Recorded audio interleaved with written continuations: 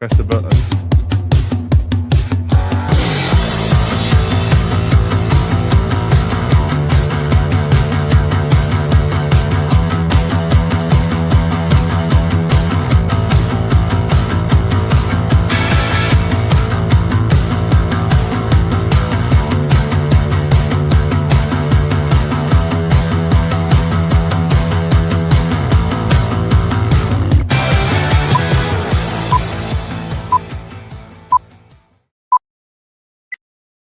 Press the button. He says he's not even here. We've gone live and he's not even here. Hello, everybody, and very warm welcome to Ask the Accountant, episode number 172.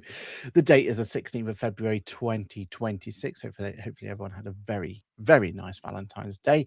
And welcome to Ask the Accountant, part of the Ask the Accountant Network, podcast network for accountants and bookkeepers, supported by our wonderful Patreon community. I've got to get ready for a little special button, like while I'm sat here. Speaking of which, we start each and every show with a shout out to our coolest of cool listeners. Keep an eye on our socials, by the way. Lizzie will be posting an update to what's happening with our Patreon. So definitely keep an eye on that. We'll talk about it next week when it's live to the world. I am stalling. Oh, here it is. Found it. Did we say it was that one or that one? I think it was that one. Okay, so our coolest cool listeners are Paul Whitehouse, thank you very much. Kirsty St. John, thank you very much. Mahu, thank you very much. Millie, and a brand new cool listener, Peter Richardson, FFA. The applause for them. Got the applause for them. You know, maybe we should make that easier that we have to press the applause button. So tell you what, StreamYard, because you're clearly listening, please put your sounds and stuff onto our Stream Deck. That'd be so much easier, wouldn't it? We'll be able to do justice then to our amazing coolest of cool listeners. To show support for our channel and content while also getting some bonus content and an opportunity to be on this coveted list, join our Patreon page via the links below. And as I said, there's some changes afoot for the world of Patreon membership. Well, thank you so much for our cool listeners, and thank you for everyone who is joining us on the other tiers. Okay, let's go and talk about what happened in this week. So, Johann, what happened this week? Any good things, any bad things, anything you want to talk about? How was your week been? Oh, just a very busy week. Lots going on. Most of it I can't talk about. NDA. Pain of death, more of an NDA, I think. Yeah, no, it was a good week. I'm not really sure where the week went. It doesn't feel that long since I was last stood here talking to you. So, yeah, very busy, very productive. Lots of exciting things happening, as it were. How about you? How was your week? Yeah, it's been really, really busy. In fact, generally more busy than January, which scares me, which is... but it's good busy. That's what I keep telling everyone. It's good busy, right? Good busy. So. Do you believe it when you keep telling everyone that yourself?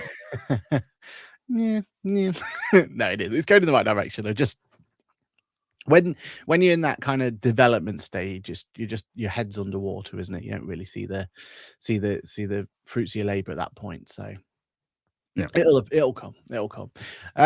Speaking of people who are brilliant. Kind of segue there. That was look. One day you're just going to have to sit me down with a beer. We're going to go through how to do a segue. We're going to do a 101 TED Talk.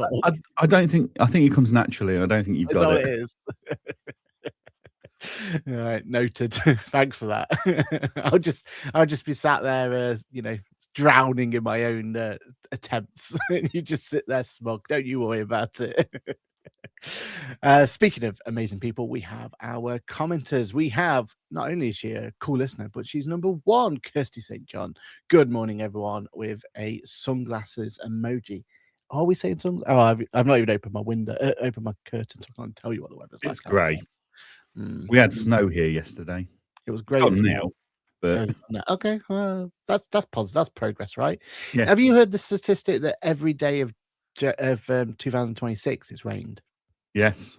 Yeah. Did you know last week Aberdeen had its first sight of the sunshine in more than 20 odd days? It'd been literally grey clouds for over 20 odd days in Aberdeen. They hadn't seen the sunshine. But they're all there going, that's why Kirsty's got a sunglasses emoji on. Like, can't see it from there. Cheryl SPS bookkeeping says, good morning, all. A sunny morning at last. So it is sunny, right? I should have read these sooner. Would have saved a lot of time. AIM GB Accountant 6146 says, good morning to you too. Mahul says, good morning, everyone from sunny London. I hope everyone had a great weekend. We hope you had a great weekend as well. Saint Neo Citizens TC, or as we like to just call him, Tim, says morning with 2 exclamation marks. Good morning.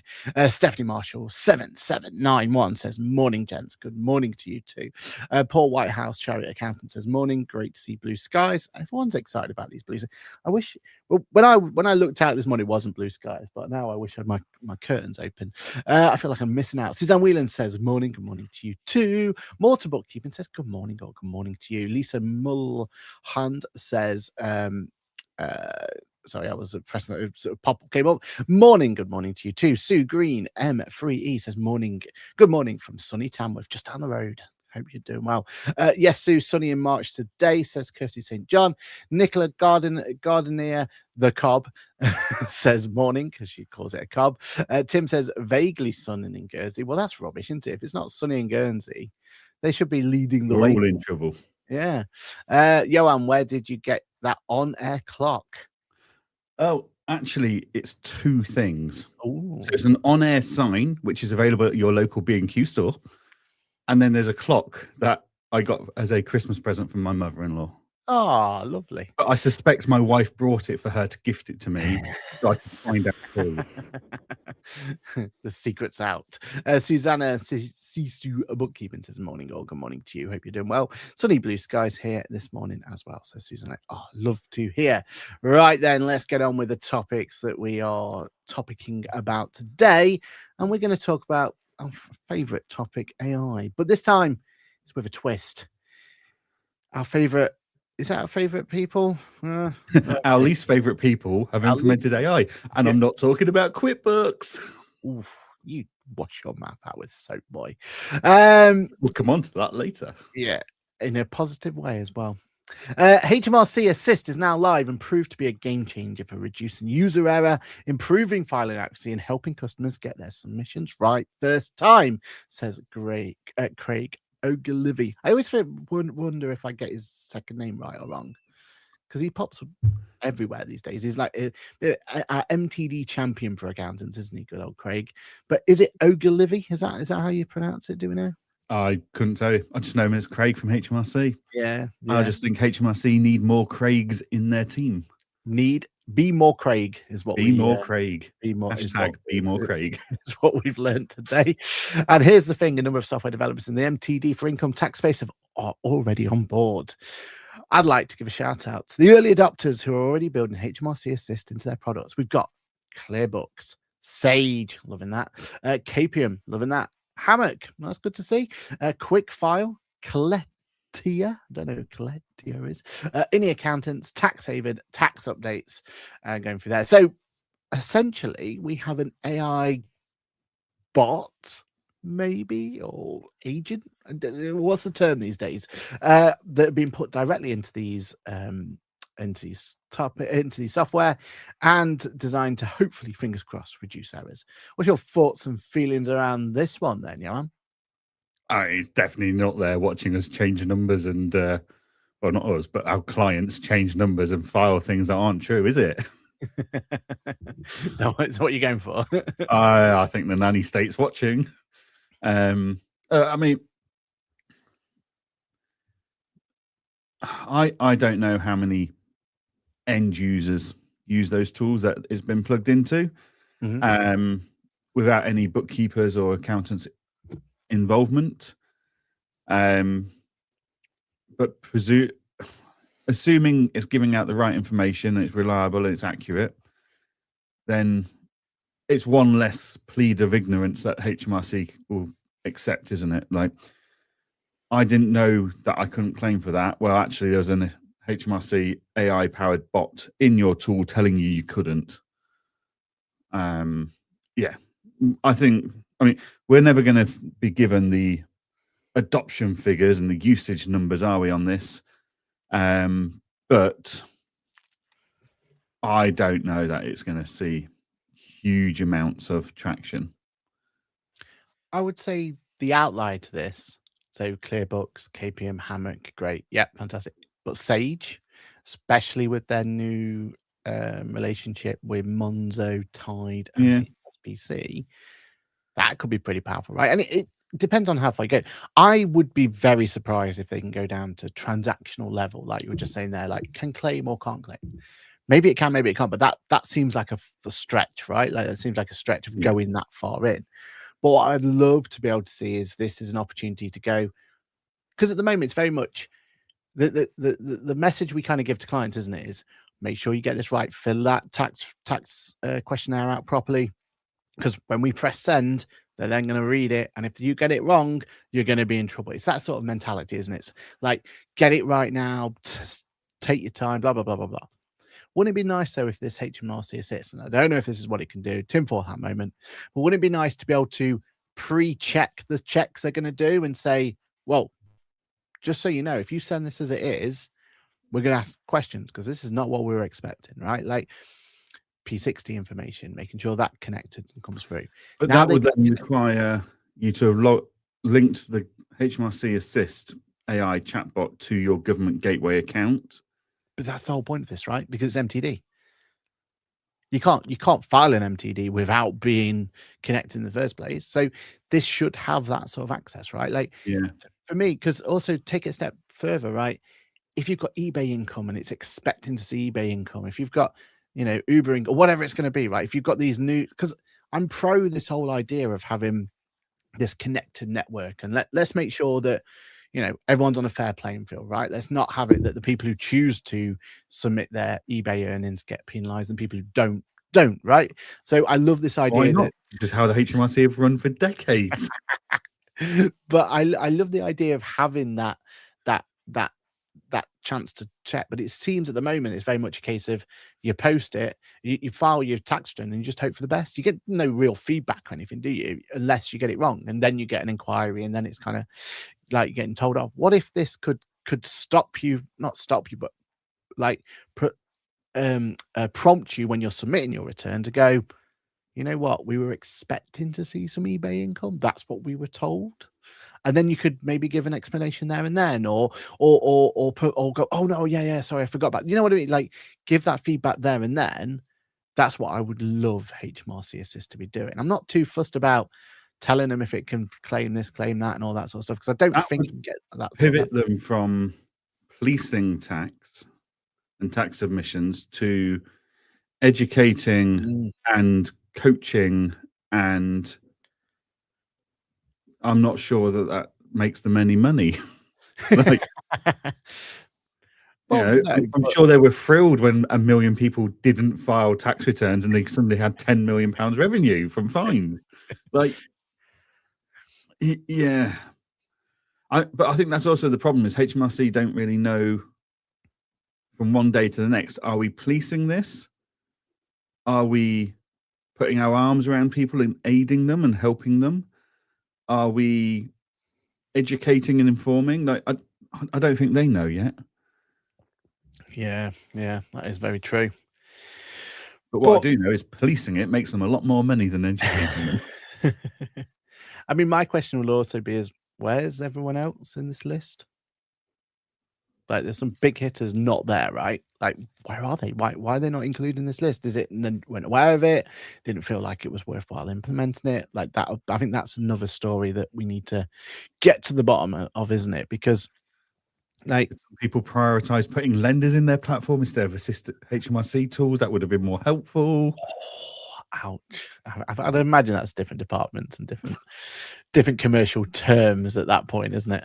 But no, look, I like this idea. I think this idea is great. I think we've not seen it, so we don't know what actually it does in principle. But in theory, a little HMRC bot agent, whatever we're going to call them these days, helping us get the accuracy of our tax returns can only be a good thing. If that's what it's there for. Yeah, but I'm really interested to know why, realistically, out of that list, there's only really Sage out of the big ones there. Like, what's that? What's the reason behind that? interesting, isn't it? Yeah. I mean, like the theory of having a educational chatbot in any platform, even if it's just on the HMRC website, that can educate and teach and answer questions that is asked is a good thing. I mean, we all know AI chatbots need data. They need like encyclopedias of data to power them so they can answer questions. Technically speaking, HMRC have got that encyclopedia. Oh, and then some, right? And then some, right? But we also all know that when you try and answer a very simple question via the HMRC website, you just go round and round and round in circles from guide to guide to guide, which then takes you back to the original guide with no clear answers because they don't want to be seen as giving definitive answers where it could be wrong. Yeah. So I can't believe with that culture that they've then brought out an AI chatbot and gone, yeah, that'll get it right. Oh, we'll stand by whatever that AI chatbot tells you. Yeah. Because they don't give you definitive answers now. No, and you're right. That chatbot can't, definitely can't give out those definitive answers because we're all seeing what's happened with AI at the moment. It's definitely worth. I mean, the proof's going to be in the pudding. Playing around with it, right? Like, let's play around with this and let's see what it's like. I don't know if these are available on all SKUs or anything like that. I'd imagine so, but I don't know. And then what happens then with Intuit Assist's MTD as a bot? Is that worthwhile now? What about Jaxi? Is that worthwhile now? What about Sage Copilot? Or is there a way that these can coincide and coexist with one another? I don't know. My assumption is that those bots will still be there for making sure that the data's correct. So that's data I cleansing. think it's two different purposes in life, isn't it? They like we've said recently that some tools, like we were just chatting off air, and you were saying how great Claude is at spreadsheets, but actually it's absolutely bloody awful at anything else that you ask it to do. True. So I think it's finding the right tool for the right job. Like if you treat them all as staff members, as it were, like you choose the right staff member to do the right task based on their skill set.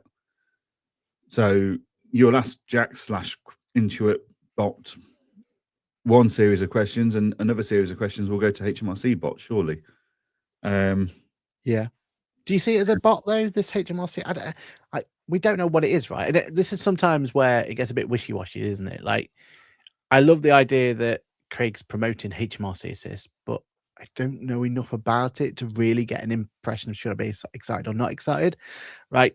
On paper, yeah, you've added AI to submitting tax returns. Sounds good, but is it like I don't know, and is it with it just being an AI API element to it? Is it going to be based on how Sage implements it, for example, how KPM implements it, how Amic implements it, right? Like, we're going to get a different experience, I assume, based on the user interface and where they have it in their whole process. And there's all manner of things, right? So, yeah, it, on paper, sounds like a positive spin. But until we see it in action, we can't really make a decision on it, can we? Yeah. It's going to be interesting to see what happens with it. In theory, the principle of it could be amazing, but knowing the current culture at HMRC, where they won't give you a definitive answer about anything, it's up to your interpretation of our guides that we've written, and we've sent you in a circle of 10 different guides to go back to the first guide. I just can't see it being tangibly beneficial to the end user. Yeah, and that's assuming it's a chatbot. I just don't see, is there room for it? Personally, a chatbot doesn't quite work in my world for this, what we're asking for. I see this hopefully more of a error checking device, and I imagine it's completely targeted at the taxpayer and not the agents that are supporting the taxpayer as well. Yeah. So, because I think unless it brings in like your from. payment accounts and stuff for you, right? Like, Yeah. is this away from, because there is frustration at the moment. If you look at your SA100 software lineup now and you go through all of the pros and minuses, right? Some of them bring in the payment on account API. Some of them don't. Some of them bring in your P60s. Some of them don't, right? Like, is this just a way of going, right, HMRCS will just help connect all those dots for that software and just be one API to connect, and the rest is done for you. Updates for you. Is that what this is? Because if that is brilliant, like that's fantastic news, right? But we just don't know enough to know what it can do and what it can't do, right? Because my biggest fear about MTD is still the fact that we're going to have this big divide between MTD clients filing through this solution, this brand new MTD solution that you'd have thought all of the software providers have gone, we've learned from our mistakes, or we've found the best possible way of doing it. Here's a brand new way of doing it, and here's the best possible way we can think of delivering your tax returns for your clients.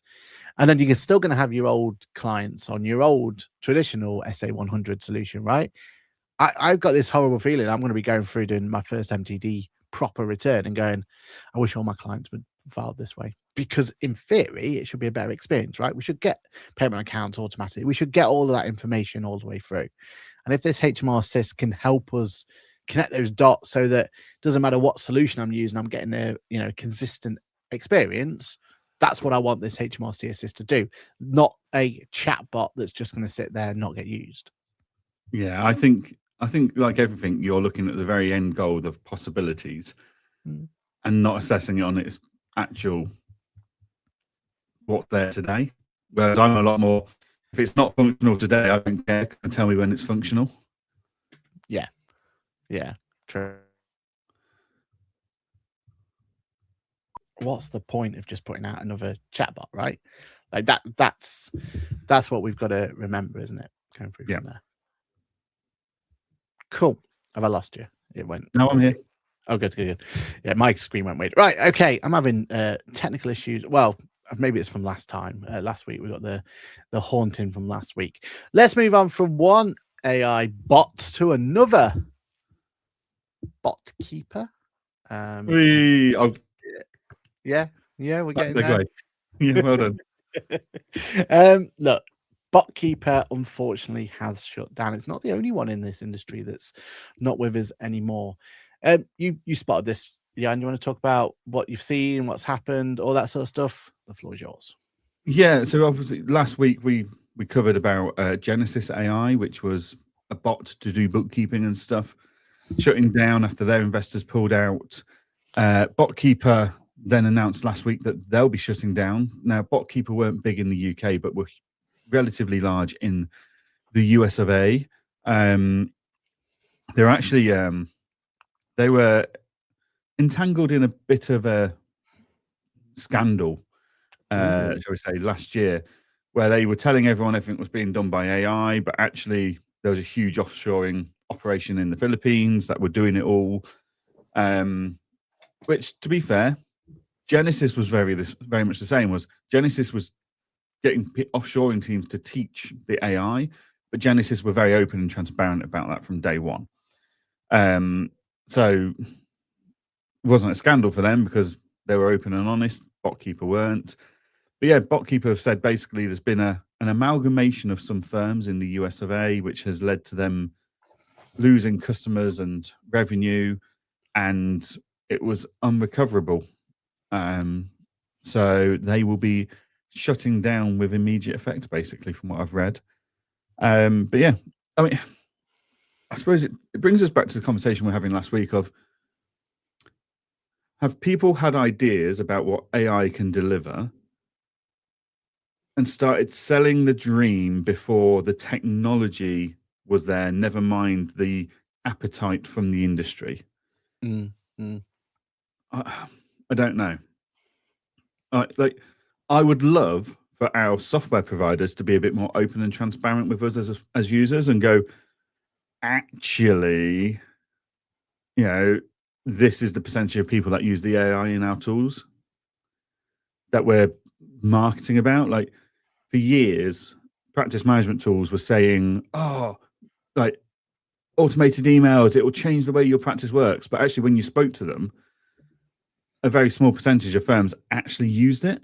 But it was still their go-to marketing tagline to try and get everybody on board with it.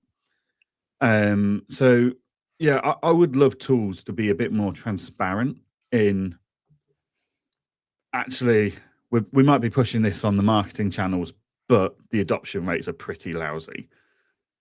Like, yeah, how many people actually use Jax in Zero? How many people actually use the AI tools being built into QuickBooks, etc.? Like, is it just a marketing fad where we're all left feeling like we're behind because we aren't using them and we don't, or maybe we're confused because we don't see the value in them, yet marketing keeps telling us there is value in them. So yeah, I do wonder if our industry, or if even the technology is actually really there yet for bookkeeping to this kind of level that they're trying to deliver it to. Because the investors seem to be losing confidence, that's for sure. Yeah, I mean, my first reaction to what you just said there was to do with that idea that they were in controversy, because I didn't know about that, about offshoring. But surely that's happened since day one. I mean, there's a receipt capture tool. Not many people have heard of it. There's that's quite prominent in the UK, and at the very beginning, that's exactly what they were doing, right? Like their technology wasn't good enough to be able to just like extract it all. It was, we'll extract most of the way there, then we'll offshore it to someone to check it, and then it will come back to you. And it was like this whole like workflow circle, and this is exactly what's happening here. They were very open and transparent about that at the time, weren't they?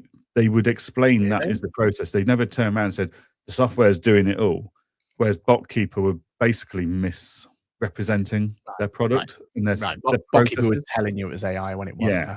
Okay. Oh, it wasn't 100% AI. Okay. All right. Well, but you know, that's been going on forever, right? And it's the same process, isn't it? It's the same. We're just going through the same like thing. Like to me, I feel that receipt capture is such a fundamental part of our tech stack now.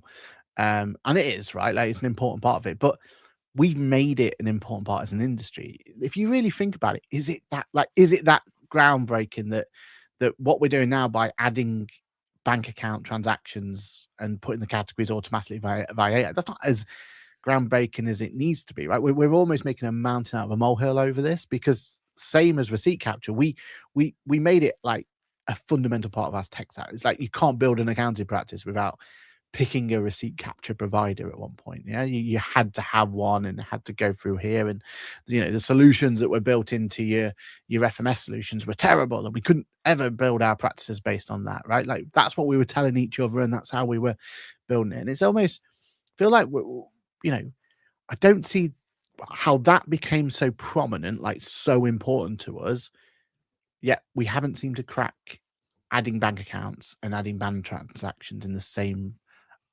manner. Because surely it's the same principle, the same concept, the same everything else.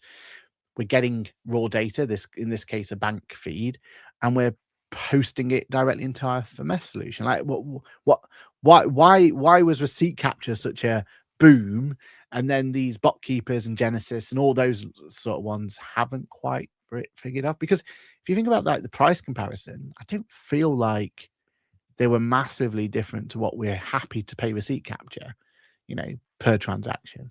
And I just feel like something's not quite right in the way that we've like accepted these elements.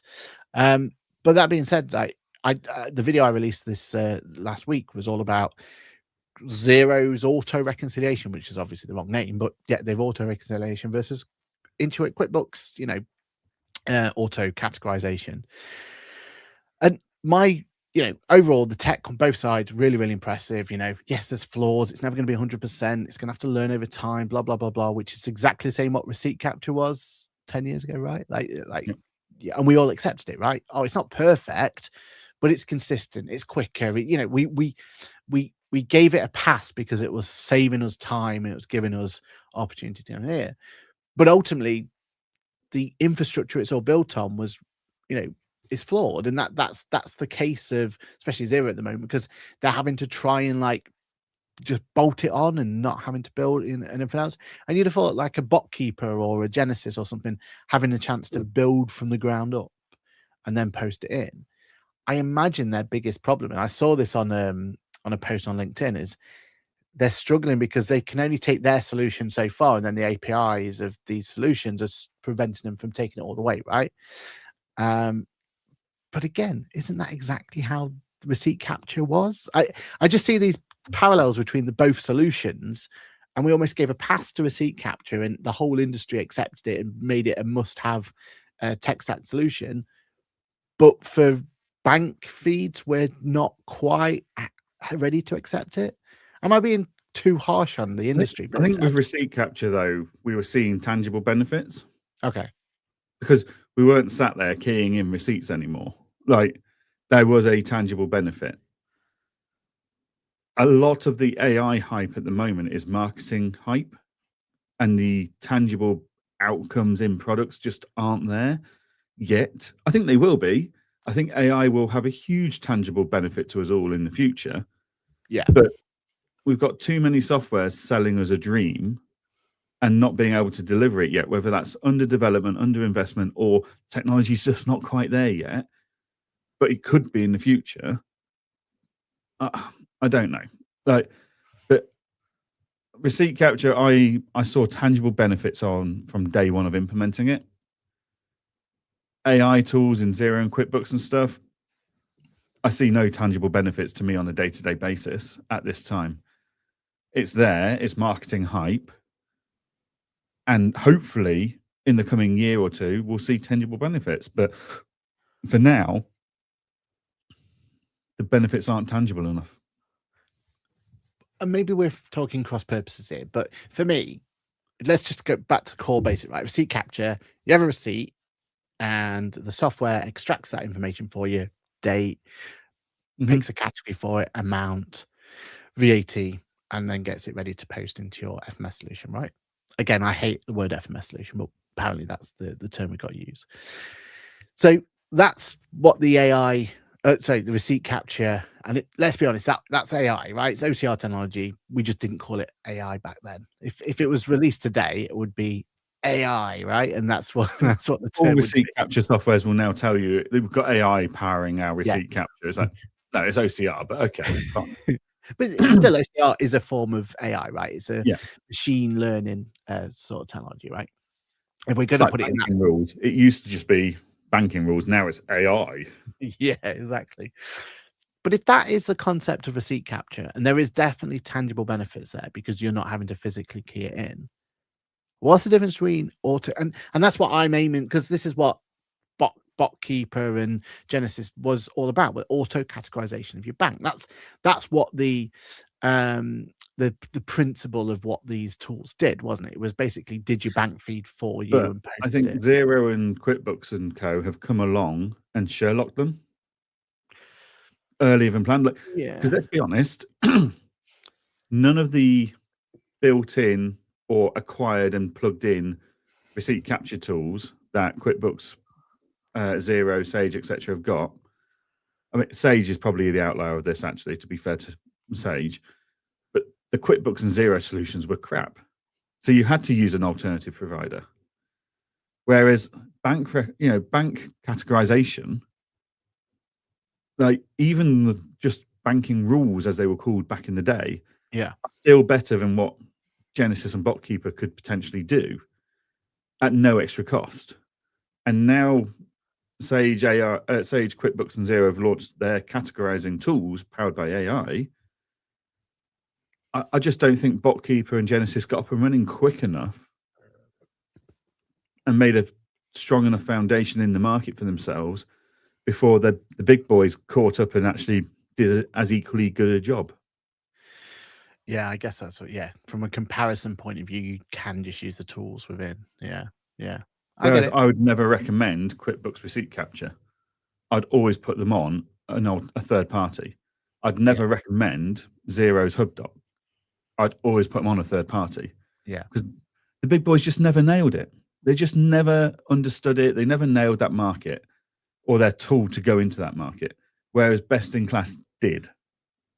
Whereas actually standalone tools haven't really nailed the categorization any better than the all-rounders do. Yeah. I suppose the only thing the standardization, the all-rounders could do is be all-round, right? Like, and I suppose there is a limitation, as we've always said, about the API. Because in an ideal world, if you could have a BotKeeper or a Genesis or whatever that just did all your clients, no matter what FMS solution they're on, they could be on any type that's right for them. Because we've said loads of times, right? Our role is to find the right, like, it's speed dating sort of thing, isn't it? Like, we're finding the right tool for our clients, and we don't want to go, well, I'd love to put you on this one, but actually their AI is much better on this one, so we're gonna have to put you on this one because it we can get so much more benefit from it through our automation and everything else. We want to be in a world where we can go, well, this is the right tool for you.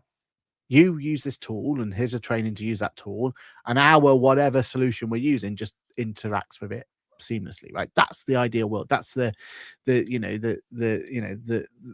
mirage at the end of the desert that we're all hoping for, isn't it? Right? And I suppose that's where these guys are never going to be able to get there, because they're just they can only take their solution so far because of API, isn't it? Yeah. And I mean, if we look back at all the businesses that have come and gone at places like Accountex, Fab, and Digital Accountancy Show, where great concept, great idea, never took off and now failed or failing. Yeah. 9 out of 10 times is because the APIs of the big players prevented the smaller companies from achieving and delivering what they were hoping to deliver. Like, it was actually out of their control. They were never going to succeed. Yeah. Well, it's a shame, because it would have been nice for that to have caught on, right? And it would have given the bigger boys those, I think it has caught on, because the big boys have gone out and built bank categorization. But I think what's happened here is they've done it so bloody quickly compared to previous technological advances. Like, by the time the big boys started doing receipt capture, the best in class were already so many miles ahead and set the standard that we all held the big boys to. And for that reason, the big boys failed with receipt capture and stuff, because like, hang on, but this one over here can do this, this, this, and this, and not for much more money. Whereas you can't even do the basics yet. So I think they just, if we take bank categorization, I think that period of time between early adopters, softwares, best in class, and the big boys starting to twig on, it's just been a very much shorter window. And yeah, they've been Sherlocked. It's like Apple don't do things first, but when they do it, they put a lot of other businesses into financial distress. Yeah.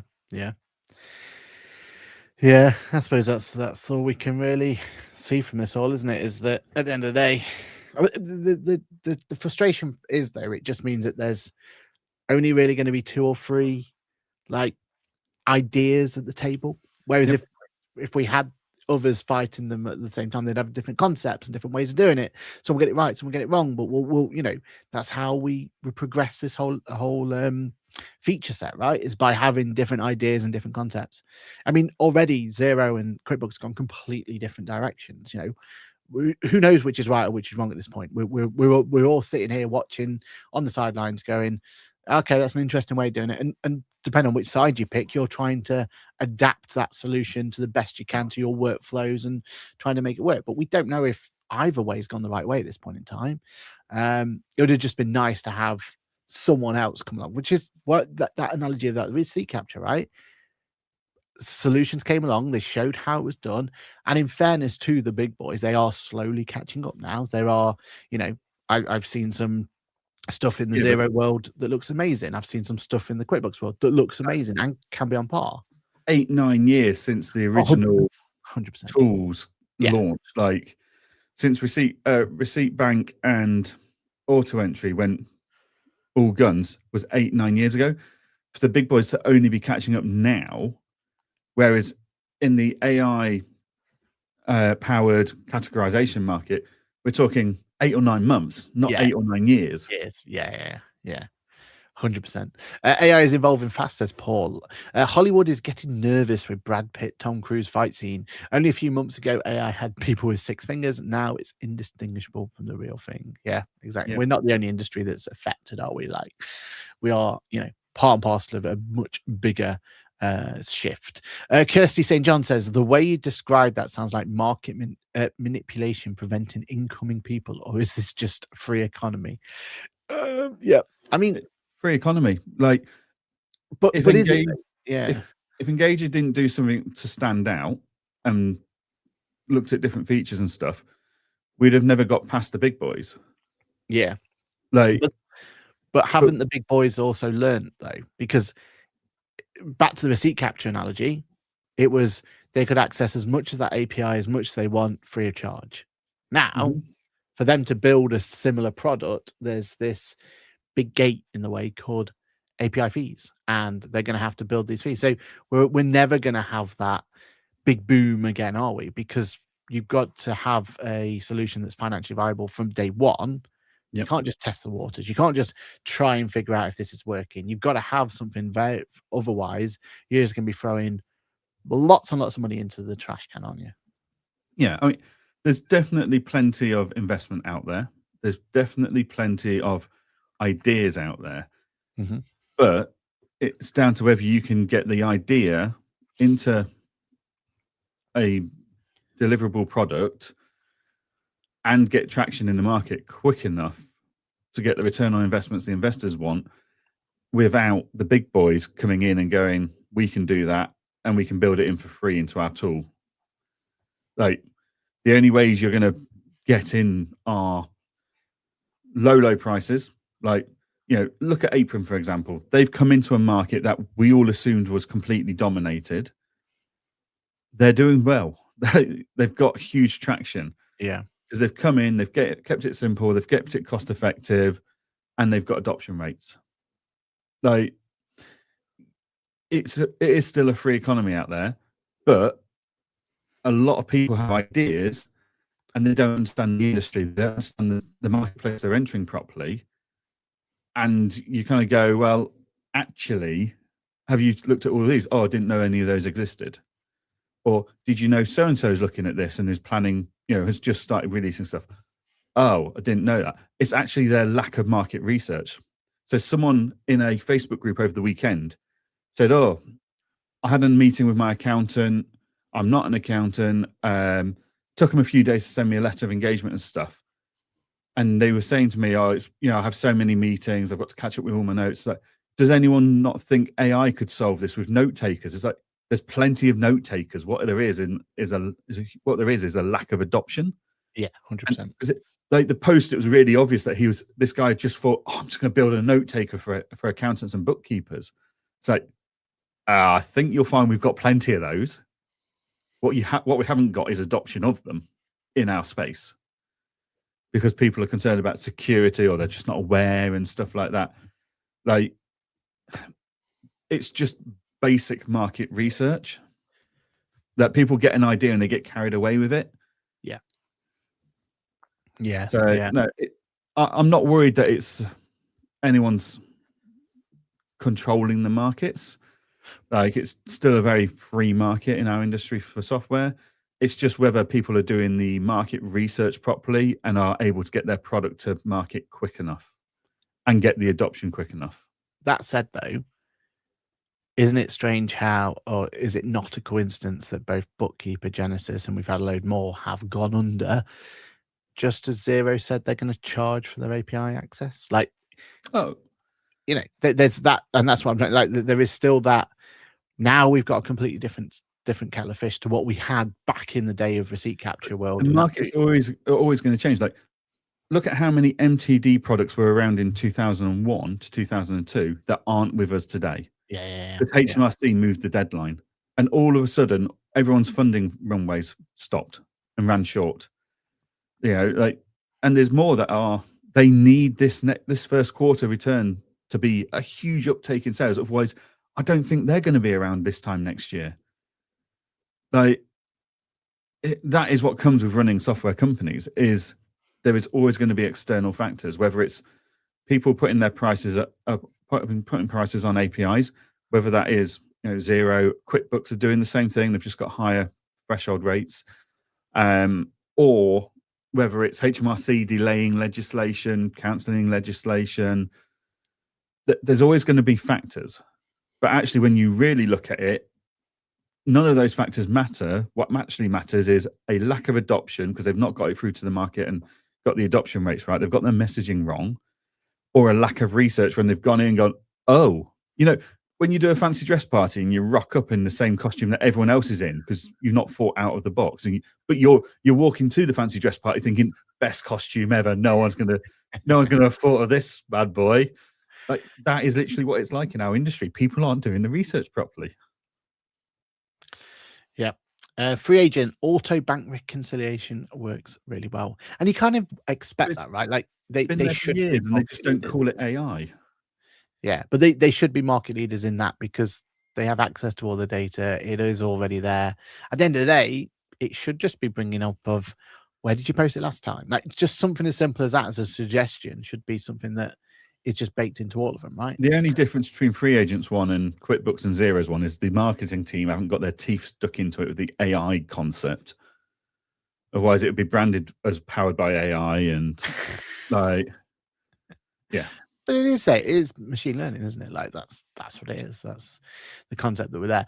Apron and Adfin have best workflows of all products I've used. They're so focused on it. It has made it so easy for us to adopt as part of the internal workflow. And that's part of that market research you're talking about, isn't it? Like the problem was low adoption because it was difficult for the end user to comprehend. Yeah. Whereas Adfin have come in, there's no small players. They're all big players like GoCardless, Stripe and PayPal and stuff.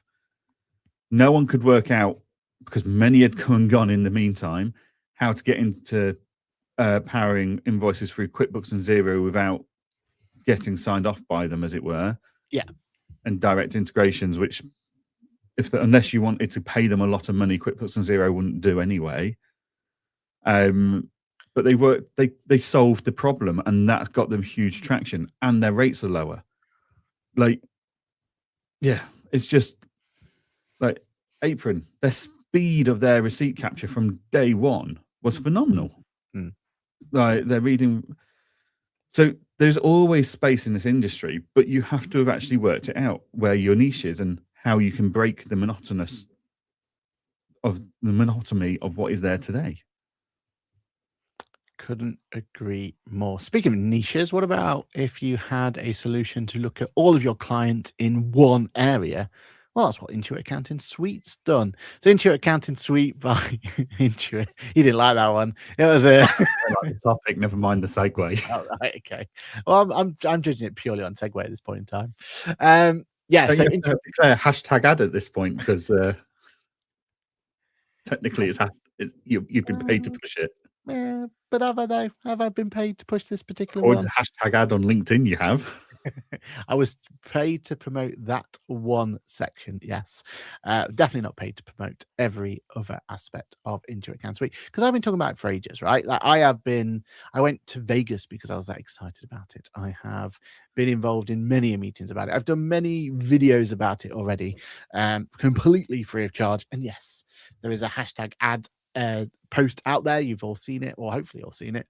But I also chose that opportunity to go against the norm as well, because there was kind of like a push to talk about XYZ. I was like, no. I've got my own spin that I want to talk about IS on this particular subject. But it's finally here. It's out. QuickBooks Online Advanced. For everyone who doesn't know, QuickBooks Online Accountant was your area where you could see all your client lists. And that's effectively what it was. And that's all it's been for a long time, right? Same with Xero. And I know Xero have gone and are coming out with their own IS very, very soon. But the idea is that typically you had just a list of clients and you would jump in between the clients, and that was great. And as I keep telling everyone, like that was a massive shift, right? Back gone are the days where you had to go and get the floppy disks back in the day, or the USB drives, or you were emailed over and then you had access to your client, right? Just having that client list was an industry defining moment, and it was brilliant. Cloud accounting meant we can jump into our clients at any point in time. But that's not enough no more. We need to have access to data, right? We need to be told about the clients, and that's what Intuit Accounting Suite is. It gives us an opportunity to see not just our client list, but the data that's behind that client list as well. And I am loving every moment of it. Kirsty says, really? You've been to Vegas? Didn't know that. Oh, have I not told you my stuff? Well, let's stop the show. Technically, isn't that a hashtag ad? Because someone Amy dropped in at Vegas yet again. Well, it's for those people who are taking the shots. You know what I mean? We have a lot of drunken accountants out there. We go through there. And when did you go to Vegas? Aaron says, James. Look, jokes aside, I'm generally excited about the fact that the big boys have started to take this serious, because it's not just QuickBooks that's going down this route. Xero have got their own Intuit Suite inspired kind of Intuit Accounting Suite inspired kind of solution called My Zero HQ, something along those lines. So it looks like they're all kind of going into this sort of process, going down this route. It's got to be better for everyone if they all can kind of like feature parity and try and fight each other and try and get as good as it is. But go on then, Johann, what is your opinion on Intuit Accounting Suite? I've not turned it on. Okay. I only a fraction of my clients are now in QuickBooks, so actually it's a snapshot of information that's irrelevant to me. But surely though, if there's only a snapshot, then it's even more likely to turn on, because you're not going to break anything, right? What does it tell me? What you got to lose? What does it tell me? Tells what you information can I glean from it? You can get any information you want. Yeah, what their turnover is in the last 365 days. Already got it. Don't need it.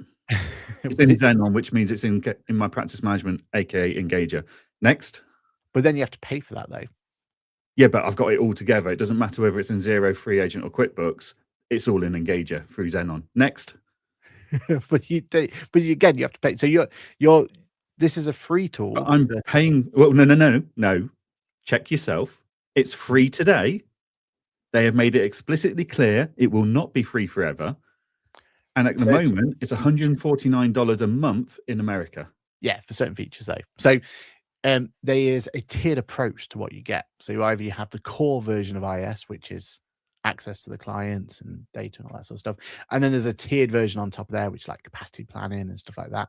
And then there's going to be books closed, which will be a separate price as well. So, but we had books closed already for free. No, this is books closed at IS level. So the idea is, instead of going to individual, you can just do it all from IS. So you don't have to go into your individual clients. You'll have access to all of that data and all of that kind of what position they're going to be at practice level. That's what the books closed solution is supposed to be at IS. Is that available today? Yes. Yeah. In beta. Okay. Yeah. But we don't know the pricing, though. That's the only thing. So I wouldn't get too excited about it. I might have a cheaper solution, and one that gives me a view across all of my clients via Xenon into Engager. Yeah, potentially. But that's because you've already started using the Xenon, right? If you've not got Xenon, you don't have Xenon at all, or any of those. I'm years ahead of the industry here. But the disadvantage of any solution like Xenon and everything else is you're reliant on the APIs, though, aren't you? That's what we've always said. Yep. So this can get data that Xenon has not got access to, because there is no API for it at this point in time. Hopefully that will change. Hopefully we've already said that, we're holding them accountable, that their APIs are going to get better going forward. So fingers crossed we get better APIs and that data will be available for all. But for this point in time, the only way to get access to certain data is via IS and going through from there, and the books closed and all that sort of stuff. Yeah, no, I'm not even. I didn't even look at the video. I just dismissed it. But that's if you run a QuickBooks only firm, it's going to work a treat. I'm sure it'd be great. And they'll suck you in until you're using it, and then they'll slap you with the monthly bill, and you go, how much? If you run a firm where you support multiple different platforms, you need a central practice management / data analysis place like Xenon or something. Otherwise, it's not all in one place. But aren't you missing the trick here of probably Xenon not. Is telling you there's a problem, telling you there's issues. And when we say Xenon, we don't just mean Xenon. There are others out there, right? Yeah. To be fair, like one of them we won't mention because we're not allowed to, but there are other ones. But that whole analysis tool and telling us that there's a problem in the health check and everything else, that is definitely a solution that that we all get behind, and we love the idea of let's normalize all our clients' data and let's give us one score, one opportunity, right? And that's effectively what this is doing. But yeah, you're right. If you are a QuickBooks focused firm, you're going to get the most benefit out of it. But what this also does is for any client that's on QuickBooks, it's not just telling you there's a problem, but it's also giving you solutions to fix it without going into the client, right? That's where the secret sauce of this is all going to be, right? If it spots that there's an item there that should have been a fixed asset, for example, it will say, oh, we found this transaction for you. We think it should be a fixed asset. Yes or no. If you say yes, it'll move it and start applying depreciation. That's the idea of where this is evolving to. That's where like the next stage of this is going to be, which is On something your that favorite tool, the fixed asset register, which you've never had a bad thing to say about in all your time. but it's not using that's not using the fixed asset. That's just applying depreciation to it. It's using AI to do it, right? Because fixed assets only available in like advanced and above, right? So this is looking at all SKUs and just going, right, we're going to move it to there and then apply depreciation. So it'll automatically do your journal for you. Like that's what this tool is designed to do. It's designed to go, right, well, instead of you having to first of all find the problem, because that's biggest problem number one, right? Like normally typically when you're trying to find a problem, you have to go into the client because it's their VAT return, or you're on the phone to them, or you're doing some bookkeeping for them. You've got a reason to go into them. The whole point of IS is to go, right, instead of having that barrier of you having to go there first, it will tell you about it, which is hopefully what Xenon's able and the rest of those are able to, It tells right? you, we think this should be a fixed asset. You click on it, it opens up in QuickBooks, Xero, Free Agent, or Sage, Yeah. and then you recategorize it. But again, that's that time thing, right? Like you've had to go into there, had to go and re-authenticate, get through the thing and all that sort of stuff, right? And that's assuming that it's still connected and there's no kind of like problems with connecting, all that sort of stuff. With this though, it's just one click and it's fixed and it goes through from there. And then you can start doing things like applying across the board, that every time that I'm doing like banking transactions across the board without having to go into the individual client. That's where IS is designed to be. Is that opportunity to go, right, let's start using your clients in a more efficient way instead of having to go into each individual client and do each individual transaction at the same time. It's a new concept, new way of thinking about it, right? And even if you only have a very small percentage on your clients, it's still going to work well. Same with Xero. I don't have a very big Xero client base at this point, right? I've got like maybe 100 clients on there, if that, right? But it's still going to be worthwhile when they roll out Zero HQ or whatever they're going to call it. I'm still going to be invested in that element because it's going to make those 100 clients more efficient going forward. That to me is where I go, you know what? These ideas of having this holistic view is definitely better. And what I'm really, really excited for is this whole idea of capacity planning going forward, right? Like how much time has it taken to do this client? How much time we got there? Like that's information I'm desperate to kind of properly have, because then we can properly build a team around it, right? Whereas at the moment, it is very much a case of maybe transactions, that sort of number can help you, but we need how long did we spend on that client? How long did it take them to do that transaction? All that information is in the audit trail. It's already there. We're just not being able to extract it properly. And even APIs and stuff like that, it's going to struggle to get that level of data, isn't it? I put it this way, my concern is it's been several years of minimum viable product launches and then left alone half-baked. So I've lost faith to invest my time into new tools from Intuit at this time because I've got no confidence that in 2 years' time it's still going to be supported, endorsed, and pushed. How's their practice management tool getting on? Like, but that was a UK based approach, right? Like the writing was on the wall, wasn't it? If it was anything launched in just the UK, we're kind of going to struggle to get adoption, aren't we? Unless it's absolutely phenomenal and the rest of the world goes, oh, we need that. You know what I mean? I put it this way, I'm not wasting my time with it. Time will tell if it becomes, and if in 3 years' time it's a brilliant solution, they've invested loads of money into it and they've made it incredible, and I go, I'll be the first to put my hands up and go, Aaron, turn on Apology Corner. I need to apologize because 3 years ago I had my doubts and you've proven me wrong. But yeah, I'll believe it when I see it. Put it that way. It's too early for me. I've lost confidence due to the constant release of things just for the sake of marketing. So yeah, I'll watch, but I'm not wasting my time with it. The day that Johann stops becoming an early adopter, the day Only with QuickBooks because it's a waste of my time. The day he sits back and just watch the rest of the industry take advantage. You know what I mean? Like, I didn't think I'd see the day. Only with QuickBooks, though.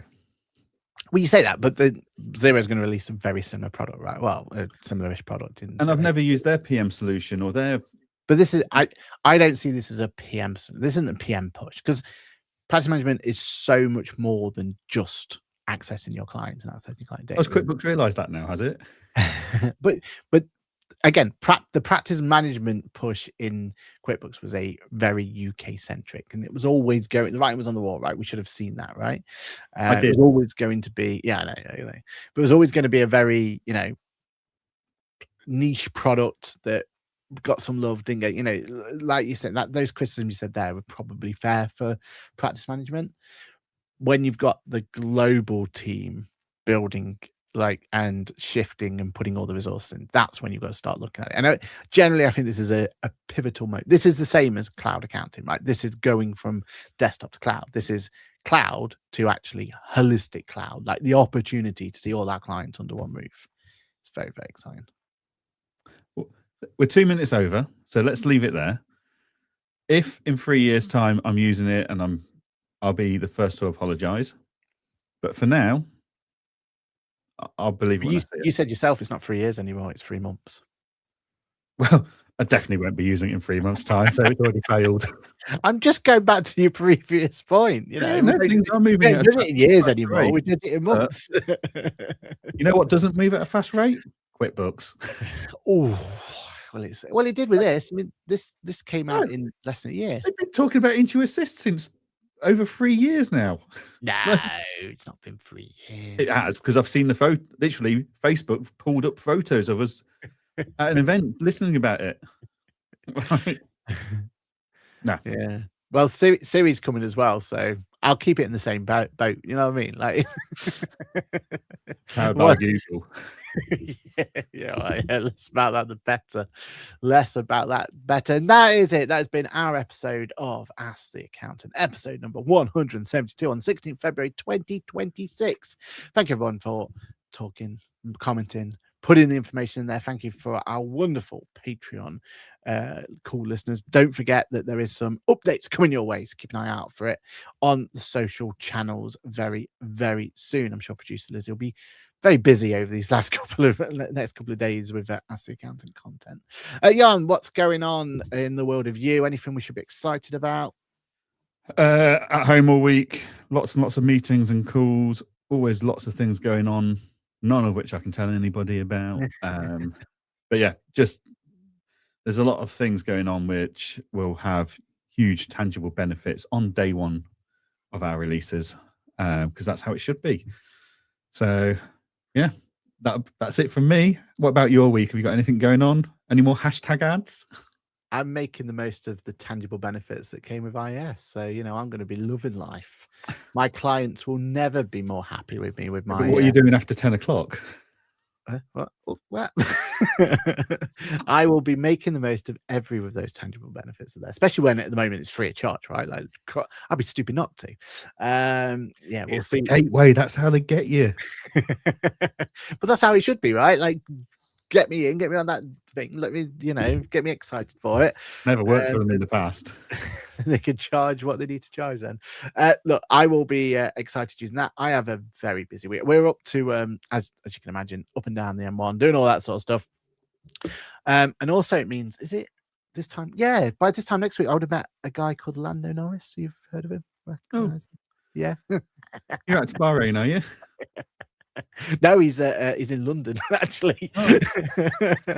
He's coming to me. So no, I'm looking forward to that.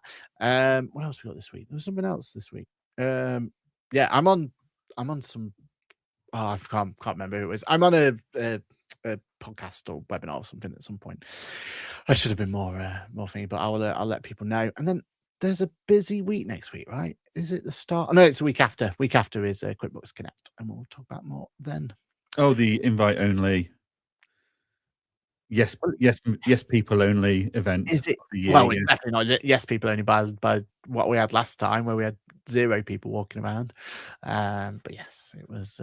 It's what's it? It's a targeted event, I think is the right phrase, because there's not because the Targeted demand as a is Labour so political high. rally. The demand is so high for people wanting to come along that they just have to, they can't get enough people. There's not enough spaces in the building. So one day, ASCII Count will have the same problem, and we're going to have a targeted event one day. All right, everyone. Thank you so much for listening. Thank you for listening to us rant, moan, talk, all those emotions that come along, and we'll see you same time, same place for a very exciting episode of Ask the Accountant next week. Cheers, everyone. Bye for now. Bye bye.